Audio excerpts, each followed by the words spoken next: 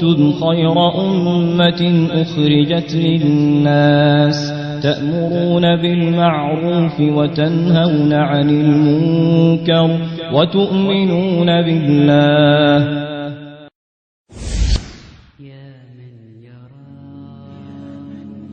Have we forgotten the purpose of our lives? Sometimes we think we exist just to have a good time.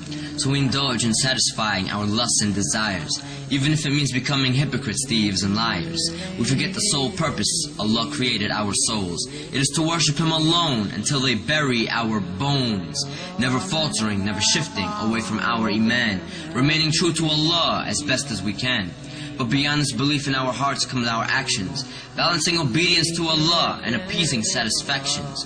What is a Muslim who forgets the commands of his religion, one who is blinded by dunya and lost all vision? Have we forgotten that we have one of two destinations? Hell is for the transgressors, and Jannah is for the patient. In this test we can enjoy ourselves and be pleased with our lives, but the reason we live is to worship Allah, and this will not change until we die. In the sorrow and regret of the most horrific of days, we would wish to return to dunya only to change our ways.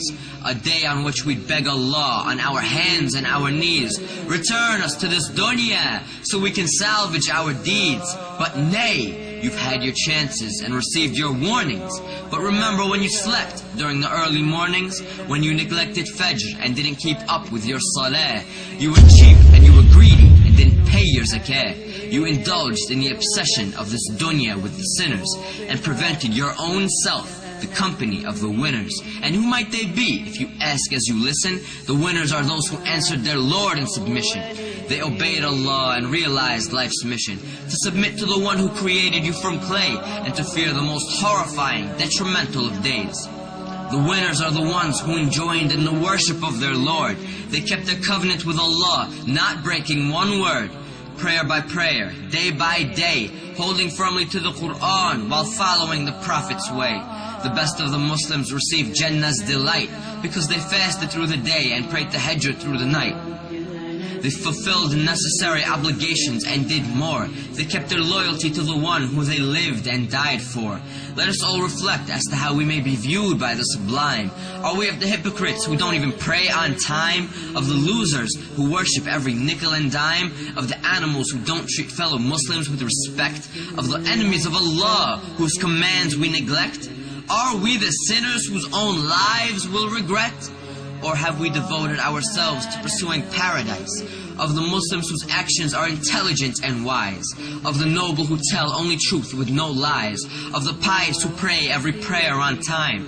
Let us never forget our aim for paradise. We must worship Allah through all of the sacrifice. For those who fall short, Jahannam is their destination. Allah's judgment is most supreme, and His is the best of legislation. So Ya Allah, we beg of you to guide us the straight path, and we seek refuge with your mercy from the torment of your wrath. Ya Rabb, grant us patience and let us die in submission. Let us realize and succeed in the struggles of life's mission. We are for you and to you we return, so grant us refuge from hellfire's burn. Grant us the peak of Jannah with the prophets, martyrs, and the righteous. For none exceeds you in your generosity, O Lord of kindness.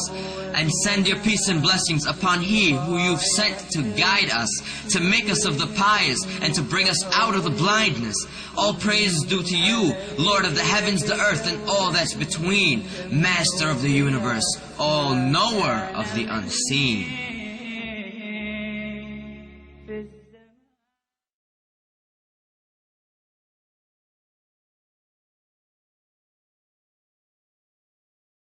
واتقوا يوما ترجعون فيه إلى الله ثم توفى كل نفس ما كسبت وهم لا يظلمون.